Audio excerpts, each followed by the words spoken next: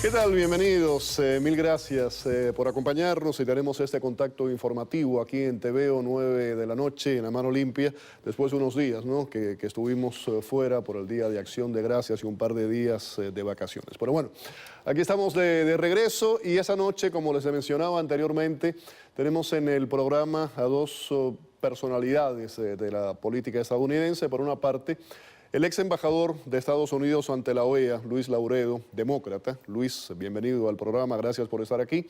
Y también el ex subsecretario de Asuntos Hemisféricos, Otto Ray, republicano. Bienvenido, buenas noches. Gracias. Quiero que hablemos un poco sobre temas que tienen que ver con La Habana y Washington, el deshielo, el restablecimiento de relaciones entre ambos países. Casi un año después del anuncio del 17 de diciembre, ¿cuál es el balance? ¿Qué se ha ganado? ¿Qué se ha perdido? ¿Dónde estamos en todo eso? También vamos a hablar del tema del domingo en Venezuela, las elecciones parlamentarias. ¿Qué significan? Mencionaba anteriormente el cambio de política que hubo en Argentina. Esto es el color del mapa. El color del mapa político de América Latina eventualmente va a ir cambiando hacia dónde va. Así que vamos a analizar un poco estos temas y la elección presidencial aquí en Estados Unidos con los dos. Bienvenidos nuevamente. Embajador Lauredo, 17 de diciembre, Barack Obama, Raúl Castro, hacen públicas sus intenciones de restablecer relaciones. Casi un año después, ¿cuál es el balance? Todavía no hay conclusiones que se puedan hacer, el proceso está empezando. Esa decisión el día de diciembre 17 de hace casi un año era manifestación de unas presiones internas en el gobierno norteamericano, tanto republicano como demócrata, incluso muchísimos republicanos más que demócratas en parte del centro del país, los republicanos de Ohio, de Iowa, la parte agrícola. Básicamente en la tesis de que una política de 50 y pico de años con un propósito, que era la de llegar a una sociedad abierta democrática en Cuba, no había dado resultado. Tratemos una alternativa. Además de que se pensaban que había muchas oportunidades comerciales, particularmente al principio la parte agrícola. Como tú sabes que los Estados Unidos le venden muchos productos agrícolas y lo pagan en efectivo. Entonces esas presiones que se estaban por varias administraciones había venido tomando, eso fue lo que llevó al diciembre 17. Desafortunadamente el proceso no ha sido todavía suficientemente elaborado, apenas 12 meses como en realidad el anuncio se hizo el 17, las relaciones empezaron, yo creo que fue en junio, ¿no? Técnicamente. Ya hay una serie incluso de limitaciones a raíz de la ley Helms-Burton, ¿no? Que la firmó el presidente Clinton en el año 98 y es parte del proceso de la normalización. Así que la respuesta a tu pregunta es un nuevo camino. La base, la teoría es la que te expliqué. Comparten mucha gente y es verdad que dentro del contenido histórico de los Estados Unidos no había ninguna política que no había llegado a un objetivo fijado casi a 50 y pico de años, y es el concepto principal de los Estados Unidos en política exterior es practicalidad, hacer lo que es práctico, etcétera, etcétera. Y dentro de un contenido, como tú sabes, 45.000 jóvenes norteamericanos murieron en Vietnam, mi generación. Y tenemos relaciones espectaculares con Vietnam, es nuestro aliado entonces el mundo está cambiando muchísimo, pero todavía falta mucho para el pueblo cubano. La idea aquí es que mejore el bienestar económico y eventualmente democrático en Cuba. La misma pregunta, embajador Raj, y se refería Lauredo a un interés bipartidista, tanto de demócratas como republicanos. No estoy de acuerdo, y si fuera así, verdad eso, los republicanos en el Congreso estuvieran apoyando al presidente Obama, y no lo apoyan. Es más, los votos que han tomado lugar en el Congreso abrumadoramente han estado en contra de la decisión del presidente Obama. Han habido 5 votos desde el 17 de diciembre hacia Cuba, y todos los ha perdido la administración casi de 2 a 1, o sea, 2 veces más votos en contra de la política de apertura que a favor. Es más, demócratas han votado en contra de su propio presidente. O sea que no estoy de acuerdo con ese análisis de mi amigo Luis Lauredo. Segundo, ¿Cuál fue la razón por la cual hizo esto el presidente Obama? No por razones de presión de ningún lugar, porque no había presiones ni de republicanos ni de demócratas. Lo hizo por una razón, que él llegó a un momento en su periodo presidencial cuando se dio cuenta que no tenía un éxito internacional. Todavía no lo tiene, ni uno. Si me puedes decir cuáles han sido los éxitos internacionales del presidente Obama, con mucho gusto discutiría, pero no existe uno. Es más, lo que hay es una serie de fracasos. Irán, Irak, Siria, Libia, etcétera, ¿no? Y yo añadiría a Cuba. ¿Por qué? Porque Cuba ha resultado el ganador de todo esto. Ha recibido todo tipo de concesiones por parte de Estados Unidos, sin ceder una cosa. Es más, ellos mismos han dicho, no vamos a ceder 1 milímetro. Y efectivamente no han cedido nada. Ha sido un fracaso de la política exterior de los Estados Unidos. A ver, embajador Lauredo, hay, aparte del embajador Ray, hay muchos analistas que consideran que Obama, en el tema de Cuba específicamente, ha sido débil.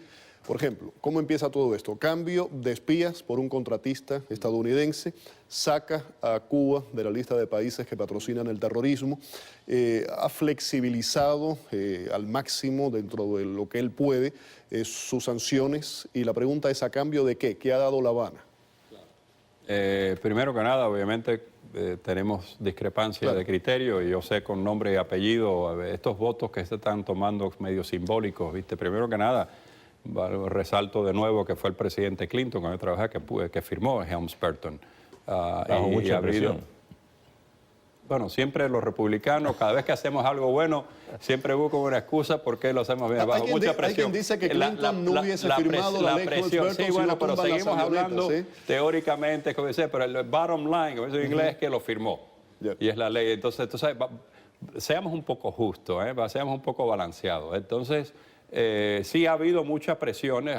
Yo me he quedado sorprendido por el alcalde de Mobile, Alabama, gobernadores republicanos del sur, que tienen un interés muy fuerte económico en el comercio con Cuba.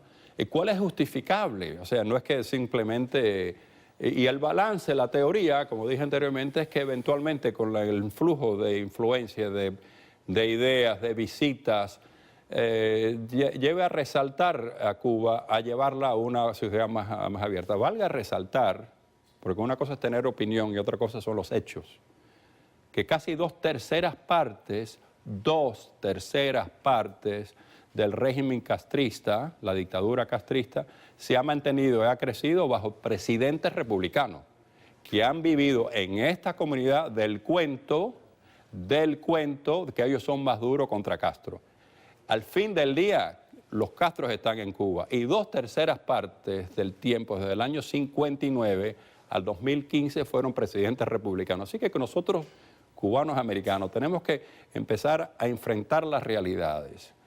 Podremos tener discrepancias acerca de la velocidad, como tu pregunta muy bien resalta, acerca de que no ha habido suficiente cambio en Cuba versus lo que tú iluminaste de Cuba. Y es cierto, por eso que al principio de la otra pregunta te dije que es muy temprano. O sea, podemos decir que la balanza se inclina. Yo diría que tu reflexión es justa de que hoy noviembre 30, está más balanceado a favor del régimen que de lo que queremos nosotros como una meta.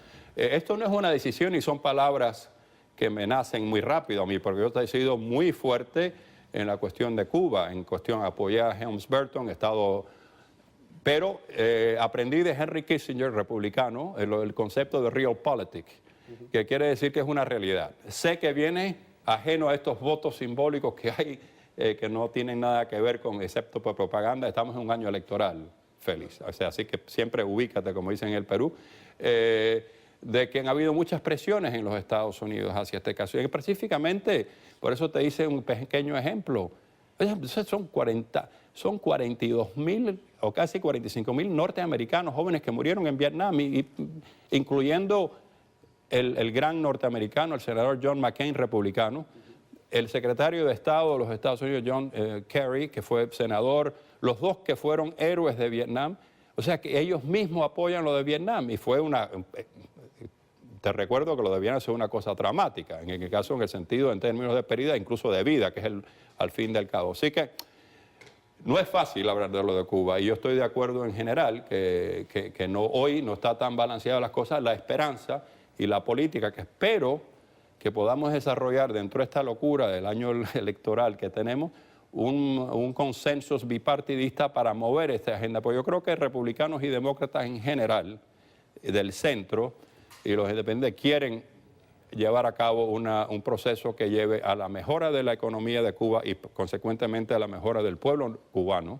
Y segundo, de que haya más democracia y aperturas de derechos humanos, etcétera, en Cuba. Embajador, no sé si quiere contestarle, pero en referencia a lo que decía Lauredo, Vietnam, yo agregaría China también. ¿Por qué hay un cambio de política? Se mira hacia un país de una forma y hacia otro de otra. Bueno, es curioso que el presidente, igual que Luis, usan a Vietnam y China como ejemplos de la diplomacia que usaron como base para la apertura hacia Cuba.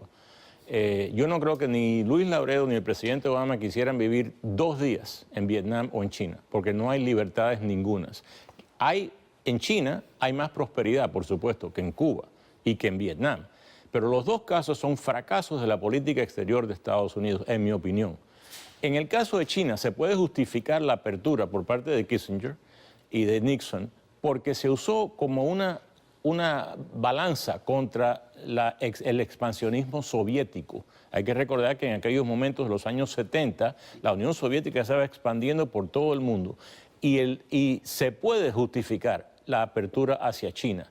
Pero la apertura hacia Aquello China fue un nunca... producto de la Guerra Fría. Efectivamente. Y nunca fue justificada en términos de mejorar la vida del chino. Mientras que en el caso de Cuba, el presidente Obama equivocadamente sí dijo que esto va a mejorar la vida del cubano. ¿Cómo va a mejorar la vida del cubano cuando lo que ha hecho esta apertura es afianzar en el poder a la dictadura de los hermanos Castro y ahora de los sobrinos Castro y de los hijos Castro y los nietos Castro? Porque esa es la familia que está en el poder hoy en día. Son el hijo de Raúl Castro, el yerno de Raúl Castro, que están a cargo del Ministerio del Interior y de Gaesa, del grupo de administración. La dinastía de la que habló el Papa Francisco cuando llegó a La Habana. Efectivamente, es una dinastía comunista, es algo muy parecido a lo de Corea del Norte, o muy parecido a la familia Assad en Siria. ¿Y por qué criticamos a Corea del Norte y a Siria? Pero permitimos, no solo permitimos, el presidente Obama ha hecho posible esa dinastía en el caso de Cuba. Es un error. Embajador Lauredo, desde su punto de vista, ¿por qué el presidente Obama hace esto? ¿Hay un interés en que esta política de puertas abiertas eventualmente le lleve a los cubanos un cambio político de fondo en su sistema político, ¿no? Que es lo que todos en esa mesa, estoy convencido, queremos? ¿O esto es simplemente soluciones económicas lo que interesa? No entiendo lo de la segunda parte de tu pregunta, pero la primera parte estoy de acuerdo, que no me expresé bien quizás en la primera vez, que yo precisamente esa es la articulación de la política, de que enfrentado a 55 años de fracasos, dos terceras partes de cuales fueron administraciones republicanas, 2/3 partes, republicanas, que vivían del cuento de que eran anticastristas, que la política no estaba teniendo éxito. Obviamente no hay democracia en Cuba, ahí no hay prosperidad, que quizás deberíamos probar a la americana, que es un país muy práctico, por eso es el gran poder que es en el mundo, 250 años casi de democracia y prosperidad, probar algo nuevo. Probar algo nuevo siempre tiene su riesgo. La articulación, la visión, que ojalá llevamos a tener un consenso más bipartidista y apoyar todos hacia el motivo, es de que esta nueva política pueda llevar a cabo lo que teníamos todos, compartíamos republicanos y demócratas, como la visión de una Cuba próspera, con democracia, con buenas relaciones en el mundo, etcétera, etcétera. Esa es la visión. Regresando a tu primera pregunta, es muy difícil hoy darte en una forma seria y objetiva, decirte que ha sido un gran éxito la política. Primero que nada, que no creo que es muy temprano, pero creo que fue una decisión que no tiene ningún otro contenido salvo a ese. Incluso tenía unos riesgos políticos muy altos, incluso en el electorado cubano, en el estado de la Florida. Así que... El voto cubano-americano. El voto cubano-americano, y curiosamente las encuestas están dando de que al contrario de lo que se esperaba y se especulaba por los analistas y los periodistas y todos los especialistas, que hay un apoyo mucho más amplio de lo que se esperaba. Pero yo creo que lo que yo quisiera aportar de mi tiempo y ojalá pueda ayudar con amigos republicanos, Y hay muchos, por ejemplo, Carlos Gutiérrez, que fue el más alto cubano-americano en la administración del presidente George W. Bush, y además presidente del comité que reforzó en el año 2004, durante un año de campaña, encabezó el Comité de Relaciones con Cuba, que fortaleció más las medidas del presidente Bush contra Cuba, ha dado la vuelta en el sentido de que está apoyando esta relación. No quiere decir que está apoyando la opresión, sino que realizó y escribió y ha sido atacado, desafortunadamente, de decir, estoy de acuerdo de que quizás esta política no trabajó, y sin abandonar los principios y las metas, vamos a probar esta otra vía. Y la cuestión de Vietnam es importante que la sepamos si quieres entender a los Estados Unidos de América, que somos todos ciudadanos de Estados Unidos de América, que es un país muy práctico, y no te quise decir de 30 y pico mil norteamericanos que murieron en la guerra de Corea en los años 50 contra chinos. O sea, porque es muy fácil hablar de economía y pero sangre americana se quedaron en la península de Corea, matados por chinos comunistas y en Vietnam. Incluso dos grandes hombres de la política norteamericana, uno de ellos republicano, cual yo admiro mucho, John McCain, fue prisionero de guerra, torturado y apoyado esa apertura. Es importante que como cubano-americanos entendamos que esa es la política americana. Entonces ya, cuando me refería a Kissinger, es aceptar la realidad, es política de los Estados Unidos. Entonces, ¿cómo podemos, que es lo que tú estabas preguntando, todos apoyar a que el objetivo que queremos sea una realidad? Yo no pongo la mano en la candela de que va a ser un éxito, pero creo que entiendo de que hay gente seria, bipartidista y con buenas intenciones de que creen que quizás este es el camino. Ojalá que así sea. Porque al fin y al cabo el que sufre son los cubanos en Cuba. Nunca ha sido la política de Estados Unidos de aceptar la violación de derechos humanos. El senador McCain, que sí apoyó la apertura hacia Vietnam por razones también quizás de la Guerra Fría o de su experiencia, está en contra de la apertura del presidente Obama hacia Cuba. Y muy fuertemente en contra, porque la considera como una violación de los principios americanos. Porque Obama no ha insistido en el más mínimo respeto a los derechos humanos dentro de Cuba. Los arrestos continúan, es más, han incrementado. Por eso yo digo que ha sido un fracaso la política de Obama en Cuba, al igual que en Libia, Siria, Tunisia, etcétera, todos los otros países. La razón por la cual, sí existe una razón, tú estás buscando una razón, es el legado. Obama tiene un ego increíble. Él piensa que es el mejor presidente, bueno, él dijo en su primer año que está entre los 4 mejores presidentes de los Estados Unidos. En el primer año, ya estamos en el 7º, tiene que probar que es uno de los mejores 4 presidentes de los Estados Unidos. No tiene un éxito. Su éxito doméstico se le está desmoronando, que es el Obamacare. Ya han salido 2 millones de pacientes o de clientes del Obamacare en los últimos 3 años, desde que se comenzó este proyecto. En política exterior va igual la cosa. Entonces, él está buscando algún éxito. Hoy está en París tratando diciendo que el cambio climático, que es serio, sin duda, y es real, es tan importante o más importante que el terrorismo en términos de amenaza a los Estados Unidos. Yo no sé en qué mundo vive este señor, pero esa lógica es la que la llevó a él personalmente, porque él no consultó con nadie, no fue reacción a presiones. Llevaron a cabo 2 funcionarios de mediano nivel de la Casa Blanca, 18 meses de negociaciones en secreto con un grupo muy grande del gobierno de Cuba, incluyendo al hijo de Raúl Castro. O sea, eso no es, así no se maneja la política de Estados Unidos. Y por ese proceso escondido, en secreto, de ese proceso resultó esa política hacia Cuba, y por eso que no está funcionando. Tengo que ir a una pausa. Al regreso quiero hablar un poco de la elección aquí en Estados Unidos, la elección en Venezuela, casi un sí o un no, muy rápidamente, me queda muy poco tiempo en ese segmento. Vemos el caso de los refugiados cubanos, la crisis que hay en Costa Rica. ¿Debe modificarse la ley de ajuste cubano y la política pies secos, pies mojados, Laureano? Yo creo que hay que respetar la ley. Primero que nada, hay que respetar la ley de los Estados Unidos, especialmente si somos ciudadanos americanos. Y hay leyes de inmigraciones y muchas de las cosas que están pasando y las tragedias humanas que están viendo son básicamente un negocio, usar la palabra muy directa, de inmigración, de traficar con la miseria, pero al fin del día al fin del día se está violando las leyes de los Estados Unidos. Está violando la ley de los Estados Unidos. Embajador Rice, el tema de la ley de ajuste cubano debe modificarse. Se está utilizando de la misma forma que se hacía años atrás y la política pies secos, pies mojados. Bueno, la política de pies secos, pies mojados que aprobó el presidente Clinton, por supuesto. Yo creo que aquella política fue inmoral, en mi opinión, pero es la ley y estoy de acuerdo con Luis, hay que respetar la ley.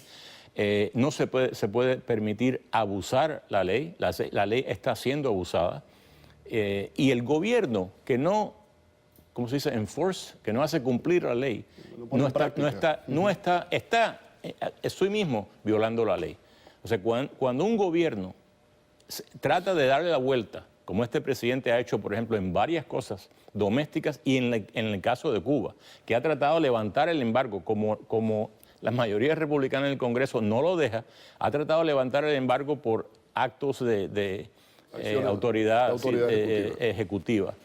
Y lo han parado. Ahora, afortunadamente, como esta es una democracia que funciona, las Cortes están parándolo. Las Cortes están fallando en contra de muchas de esas decisiones unilaterales del presidente Obama. Y yo creo que lo mismo puede pasar en el caso de Cuba. Bueno, ahora sí, vamos a la pausa. Al regreso vamos a ver qué piensan, ¿no?, de lo que está ocurriendo con la elección aquí en los Estados Unidos, el fenómeno Trump, el fenómeno de Ben Carson. ¿Están los estadounidenses cansados de la clase política tradicional? Hay un gran desgaste. Y vamos a hablar también de Venezuela. Quédense con nosotros. Volvemos.